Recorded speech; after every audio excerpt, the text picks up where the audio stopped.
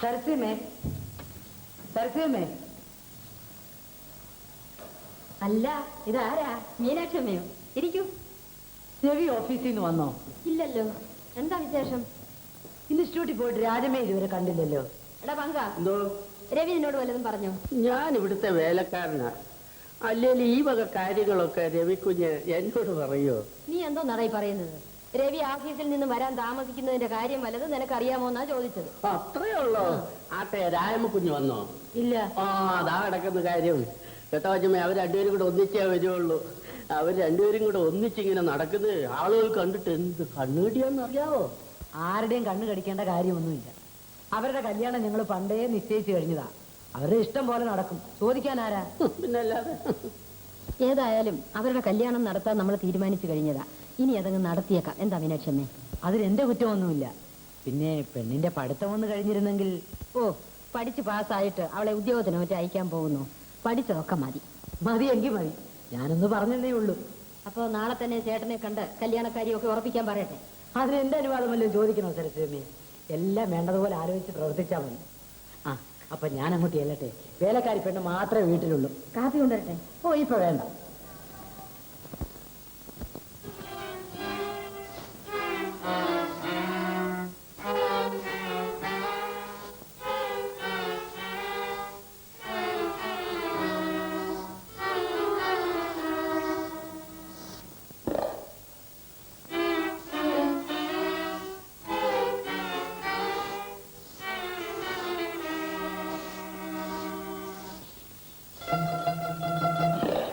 ഒരു വീട്ടിലെ വേലക്കാരിയെ മാത്രം വീടങ്ങടെ ഏൽപ്പിച്ചിട്ടേ വീട്ടിലെ മറ്റംഗങ്ങൾ പുറത്തേക്ക് പോകുന്നത് അത്ര നല്ല ഏർപ്പാടല്ലെന്നാണ് എന്റെ അഭിപ്രായം.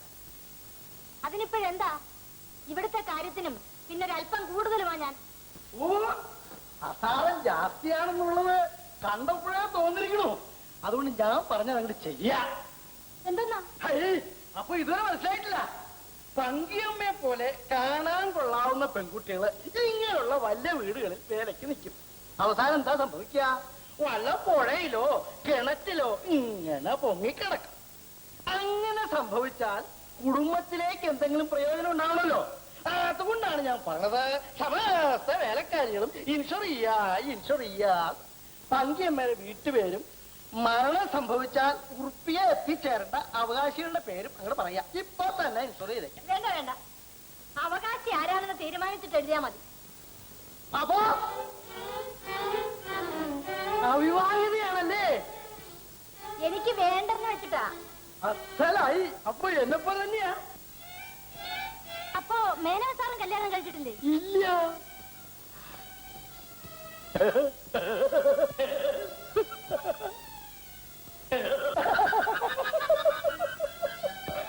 കൊച്ചമ്മ വരുന്നു. പെൺകുട്ടി, മീനാക്ഷിയമ്മ വരാൻ വളരെ താമസിക്കുമോ? അല്ല, ഇതാരും വേനാണ്. ഞാനൊരു അച്ഛന് കോളുമായിട്ട് ഇവിടെ ഒന്ന് കാത്തിരുന്നിട്ട് നേരെ എത്രയായി. അത് മീനാക്ഷിയമ്മ ഒന്ന് കണ്ടിട്ട് വേണ്ടേ? ഇൻഷുർ ചെയ്യുന്ന കാര്യമായിരിക്കും. അതല്ല, അവിടാണ് മീനാക്ഷിയമ്മയ്ക്ക് തെറ്റിയത്. കണക്കില്ലാത്ത സ്വത്ത്. ആള് കണ്ടാൽ കുസുമ കോമളൻ, പിന്നെ അസാര കഷണ്ടി ഉണ്ടെന്ന് കണ്ടുള്ളൂ. അത് സാരില്ല. രണ്ടാമത്തെ വിവാഹമാണ്. അതങ്ങനെ പറഞ്ഞേക്കുക. അങ്ങനെ ഒരു കോള് കിട്ടിയിട്ടുണ്ട്. മേനോൻ എന്തോന്നാ ഈ പറയുന്നേ? ഇങ്ങോട്ട് നോക്കോ. ആളെ മീനാക്ഷിയമ്മയെ അറിയും. 2 ദിവസത്തിന് മുമ്പേ നമ്മുടെ രാജമ്മയെ പുള്ളിക്കാരൻ റോഡിൽ വെച്ചൊന്ന് കണ്ടു. ഈശ്വരാധീനം കൊണ്ട് വിവാഹം കഴിച്ചാൽ എന്താന്നൊരുങ്ങിയതാ. അല്ലാതെ നമ്മുടെ കുട്ടിയുടെ ഭാഗ്യമാണ് കേട്ടോ. എന്നെ വിളിച്ച് കാര്യങ്ങളൊക്കെ പറഞ്ഞു. ഞാനിതാ വന്നിരിക്കണു. മീനാക്ഷിയമ്മേ, ആ വിവാഹം നടത്തിക്കോളൂ. ആളാരാണെന്ന് പറഞ്ഞില്ലല്ലോ.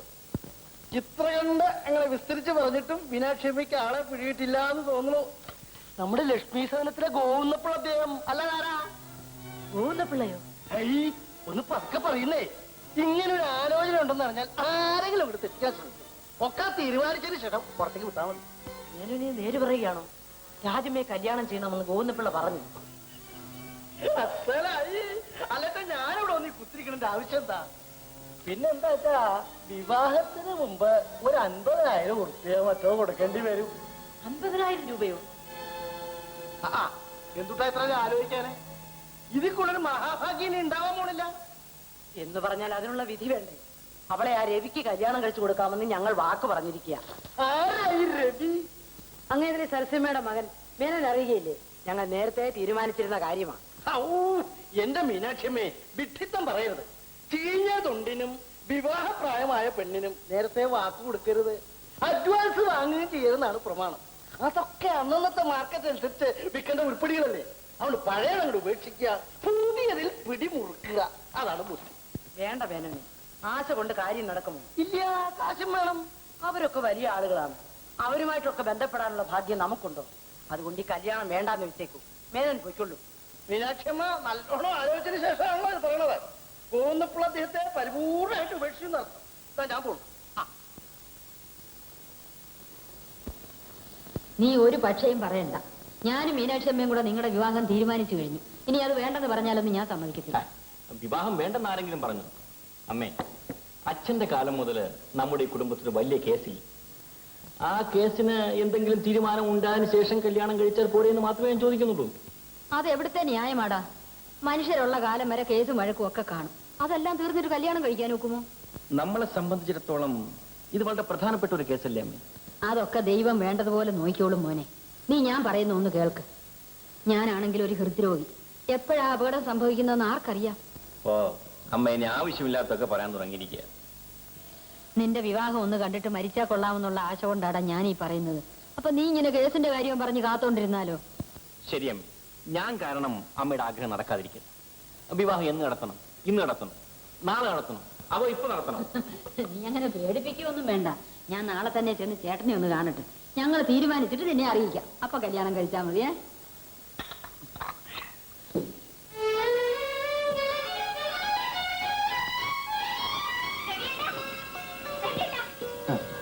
എന്താ? ഒരു കാര്യം അറിഞ്ഞോ? ഇല്ലല്ലോ. എന്റെ പ്രാർത്ഥന ഫലിച്ചു. എന്താ, പരീക്ഷയിൽ ജയിച്ചോ? ജയിച്ചു. പരീക്ഷയിലല്ല, ജീവിതത്തിൽ. രവിചേട്ടൻ കാര്യങ്ങളൊന്നും അറിയുന്നില്ലേ? നമ്മുടെ വിവാഹം നിശ്ചയിച്ചു. ഓഹോ, സാമർഥ്യമായി പോയി. ഇക്കാര്യം ആദ്യം പറയണമെന്ന് വിചാരിച്ചില്ല ഞാൻ ഇങ്ങോട്ട് വന്നത്. ഏതായാലും ഇത്ര പെട്ടെന്ന് ഇത് വേണ്ടായിരുന്നു. അയ്യോ, അതെന്താ? ഭാര്യ ഭർത്താക്കന്മാരായി കഴിഞ്ഞാൽ അതിന്റെ രസം പോയില്ലേ? ഇങ്ങനെ കാമുകന്മാരായി കഴിയുന്നതില്ലേ ഒരു രസം. ഓ, ഇത്ര നാൾ രസിച്ചത് പോരായിരിക്കും. മതിയെങ്കിൽ മതി. ഏതായാലും കാമുകന്മാരുടെ അവസാന സന്ദർശനമല്ലേ, ഒരു സമ്മാനം ഇരിക്കട്ടെ.